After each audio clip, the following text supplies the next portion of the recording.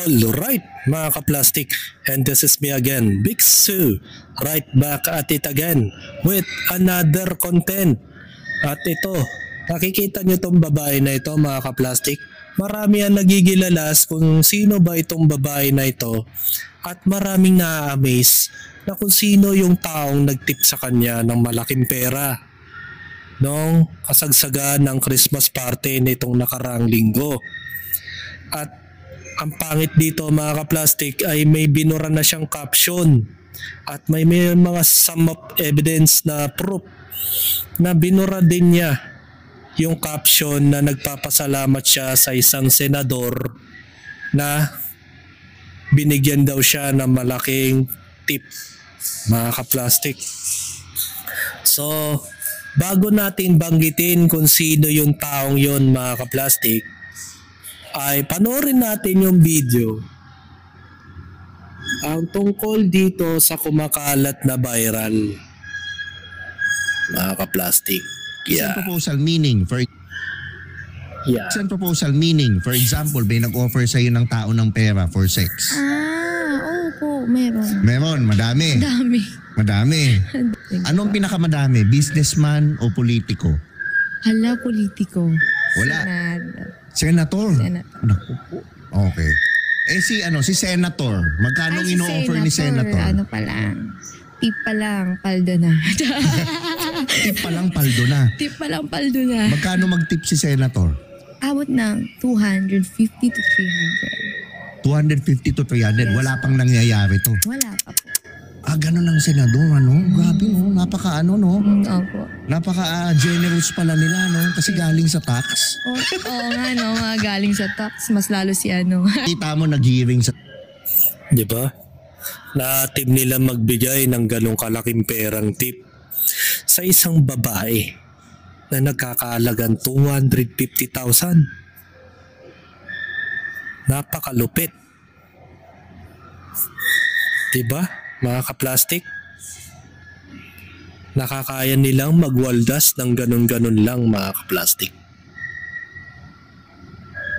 Sino kaya yun mga ka-plastic sa palagay nyo? Kasi may mga napuputukan na mga netizens kung sino siya Pero mahirap na rin magbanggit kasi mahirap din Mabilis kasi itong magdemanda mga ka-plastic. Grabe, no? Opo. Napaka-generous pala nila, no? Kasi galing sa tax. Oo nga, no? Mga galing sa tax. Mas lalo si ano. Kita mo nag-hearing sa Senado. Nandun ba sila sa listahan na to? Wala siya. Wala siya. Wala sa listahan. Wala siya. Nandun sa hearing. Obvious. Yung mga nag-offer. Nandun. Oo, nandun syempre. Nako, okay. Ito na lang, final. Yung nandun sa hearing na senator, bigyan mo ko initials lang. Hala, sobrang dali kasi. May Y. Paano? Y? First letter. First name. R. R. R ang first name, di ba? Opo. Last letter ng last name. F naman. Ha? F. F ang last name. Opo. Yun ang last letter, yung elf? Hindi. Second, pangalawa. Pangalawang letter ng last name. Opo. Diba?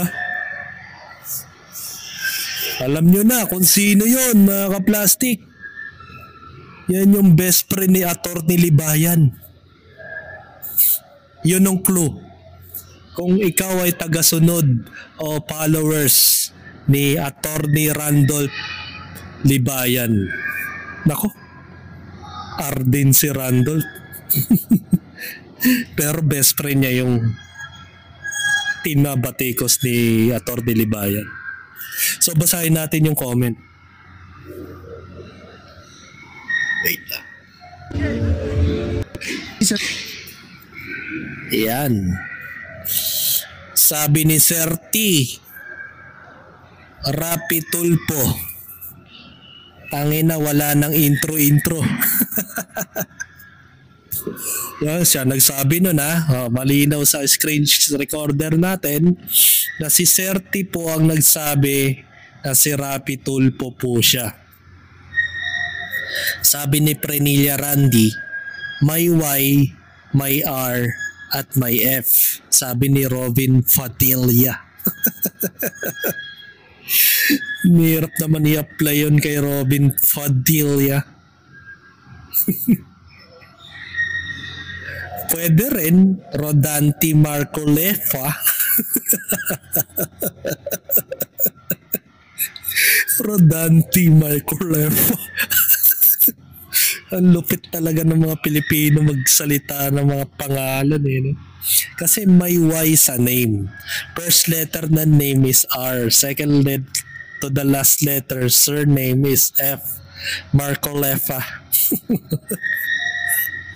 Para Mia Khalifa. Tapos sabi ni Imedsan, yung kapatid ni Bendalo. Yo, siya nagsabi yan ha, baka ma-cyber libel tayo niyan. O ito naman. Sabi ni Michael Britannia Zuzaku, Ritor Lafid. Rito Lafid. Ay nako. Sabi naman ni John Oltobano Gutierrez, si Ralph pala, si Ralph tip palang paldo na. Yan, may nagsabi, Dante Bia, malamang si Barmy Facchino. Ayan, mayroon nagsasabi, Rapi Tulpo. Kasi napakadali daw hulaan Sabi nga ni Notch Pagia, blood thicker than politics. Tignan natin if nagtuturuan yung magkapatid. Sabi nga ni Zef Adrian Robos ba gamit?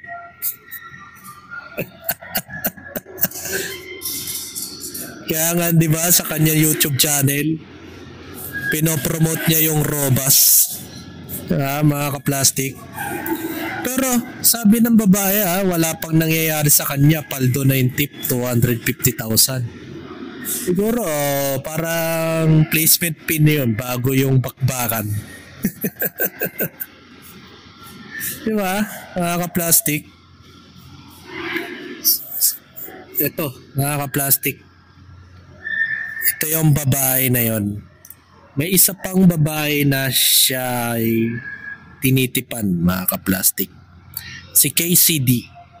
Iba pa yung nandun sa YouTube video Parang si Leon ba yung pangalan?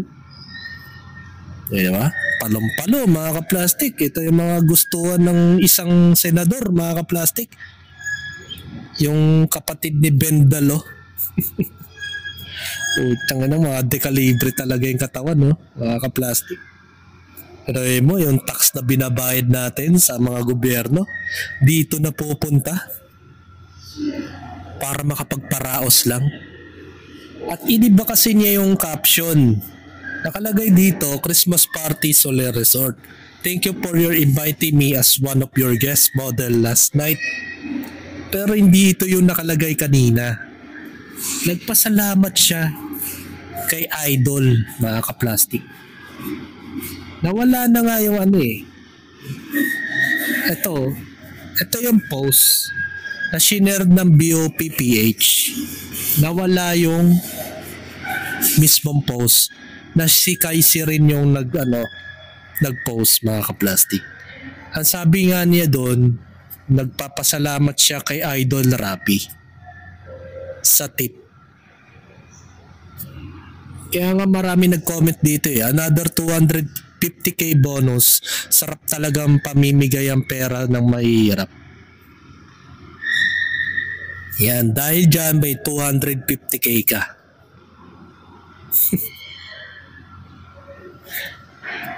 Yan. Sabi ni Reggie Villoria, siya ay si Idol Rapi Tulpo. Iniidolo ng buong mundo, lalong higit mga OFW. Hanggang hanga sa'yo, oo. Mahirap ka man o mayaman, oo. Wala siyang kinikilingan basta ikaw ay nasa katwiran. Tip 250k. Sabi nga nila bachelor's party naging Christmas party.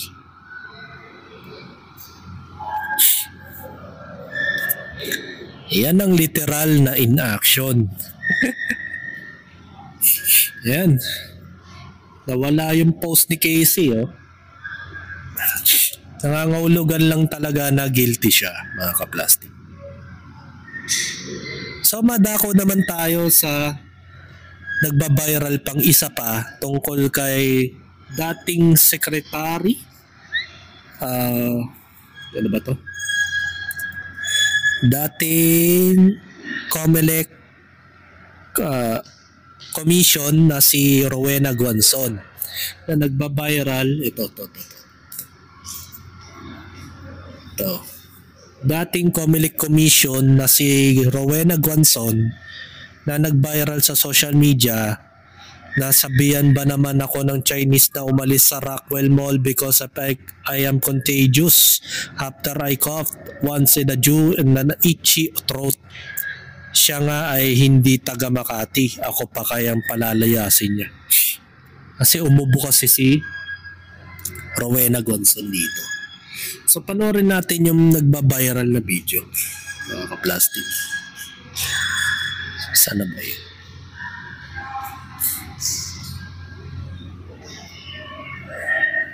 Where's the video?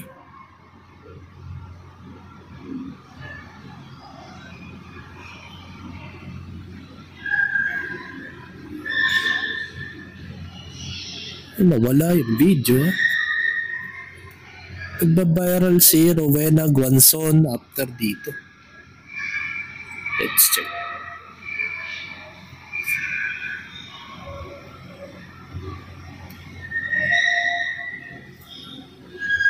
Ito.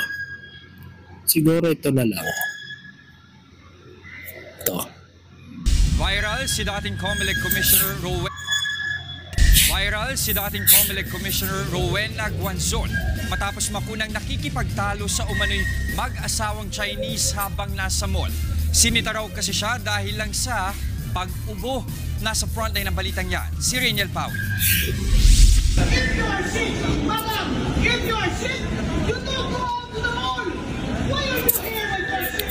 Nanggagalaiti sa galit si dating COMELEC Commissioner Rowena Guanzon habang kausap ang umano'y Chinese na mag-asawa sa loob ng isang mall sa Makati kagabi.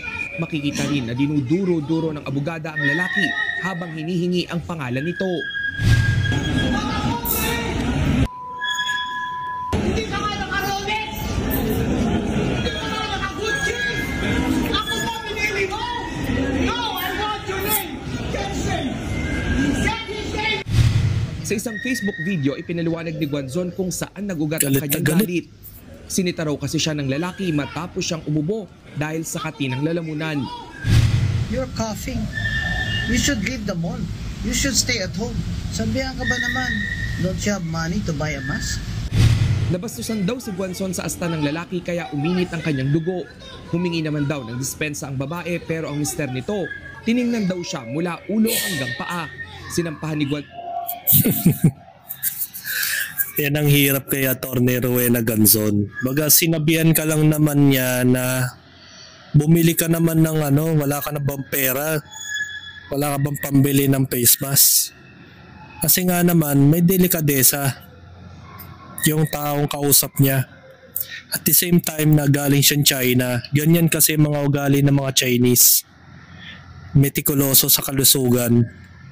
Sana inunawa na lang niya at nagpakumbaba siya at hindi yung parang pinaglalaban niya yung gusto niya mangyari na parang siya pa yung lumalabas na biktima, mga ka-plastic. Pero hindi ko sinasabing kinakampihan ko yung Chinese, mga ka-plastic. So nasa ethical move tayo, in a ethical way, kailangan talaga maging formal naman tayo sa mga establishmento. Especially kung ang mga nakakasabay natin sa ibang lugar ay mga taong mga elite. Tapos question niya yung tao na wala ka namang Gucci, wala ka namang Rolex para maging mata pobre ka sa kanya. 'Di ba? Para maging mata pobre ka sa akin. Yun ang sabi ni Rowena Guanzon, mga ka-plastic. So, it doesn't make sense na gawin mo yun na mga ka-plastic. Na gumawa ka ng iskandalo para lang masabi na ikaw ay maging victim blamer o maging isang biktima sa puntong yun mga ka-plastic. Ng kasong unjust vexation at grave oral defamation ang mag-asawa. Sinusubukan pa namin silang kunan ng pahayag. Gate naman ni Guanzon. Hindi naman ako nagagalit kung hindi talagang sukdulan yung injustice or mali, di ba? Nagbabalita mula sa frontline, Rainiel Pawid. Ba't ka unjust vexation? Ba't ka magkakaso sa isang tao na nagsabi lang naman ng opinion na inuubo ka nga di ba? Sino ang pinaka mas ethical o mas edukado sa inyong dalawa, mga ka-plastic? Di ba? Nakakabastos nga naman yun. Kasi siyempre kung ang pag-ubo mo na nga naman ay bulgaran at kalat ka mag-ubo, hindi ka nagtatakip ng bibig, it's maybe na talagang kabastusan nga naman yun, mga ka-plastic. Di ba? She was right at the first until the Rolex and Gucci come in.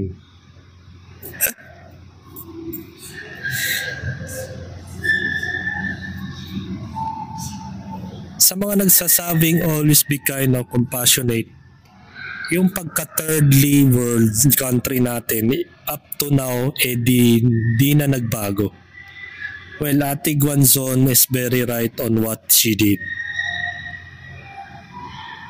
Yan tayong mga Pinoy. Kaya tayo ginagago kasi talagang kinikilala tayo ng mga ibang bansa sa ganyan. Meron pang ang proud na resilient. Yung tipong lubog na sa baha ang bahay nasa bubong na sila, pero ang saya pa nila na kasi daw nga resilient daw sila. Pinoy kami baha lang. Pinoy kami baha akala. Ang senaryo ni Guanzon is pinalalabas siya na may sakit kasi biglang naubo nang hindi sinasadya. Hindi ba dapat yung may sakit mismo ang lumabas sa mall kasi may nasa public place siya? Alam niyang may sakit siya. Well, may pinag-aralan naman yung nanita kaya kay Guanzon. For sure alam niya na word na precautionary measures. Pag may sakit ka at nag-word ka na sa public place ka na dapat nasa stay at home mode ka nga dahil may sakit ka. Hindi yung naninita ka at akala mo yung umubo ay may sakit agad. Baga sa opinion mo, pangit naman kasi kung halimbawa yung pagkaubo niya parang kala mo yung nasa labas ka ng sa mga hindi formal na tao, in a way na hindi man lang nagtakip ng bibig. Di ba yun ang mga proper way kapag ikaw ay accidentally na nauubo in public? Dapat naman talaga self-precaution.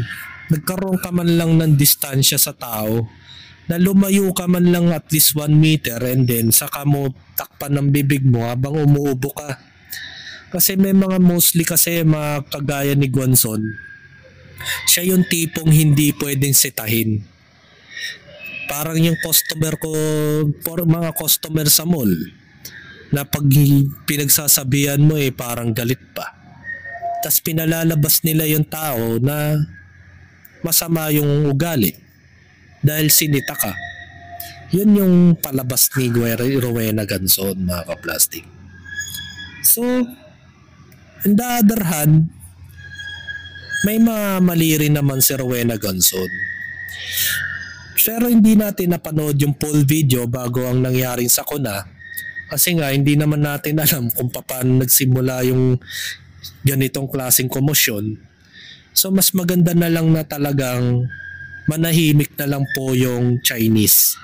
At the same time yung kasama niya. Humingi na nga ang paumanhin yung kasama. Sinampahan pa ng kaso ni Rowena Guanzon ng unjust vexation. Diba humingi na nga ng sorry yung isa. Ang hindi lang humingi ng sorry yung Chinese.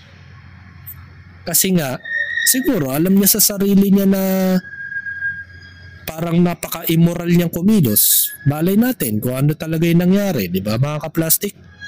So, nandun na lang tayo sa punto na haharapin na lang siguro nila yung kaso in case na magsampa talaga ng kaso itong si Rowena Ganzon.